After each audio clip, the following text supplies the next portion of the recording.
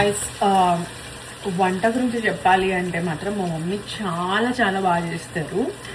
నాకు మా అమ్మ నుంచే, అంటే మా అమ్మ అంతా నేను చేయలేనులే కానీ అంత రాదు, బట్ మా అమ్మ నుంచే నేర్చుకున్నాను.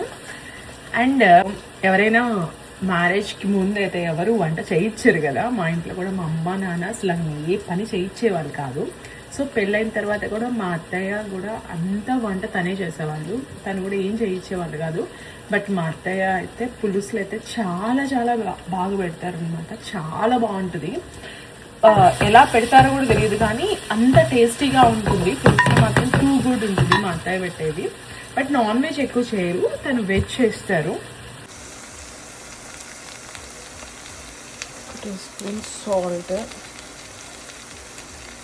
కొంచెం పసుపు, కారం.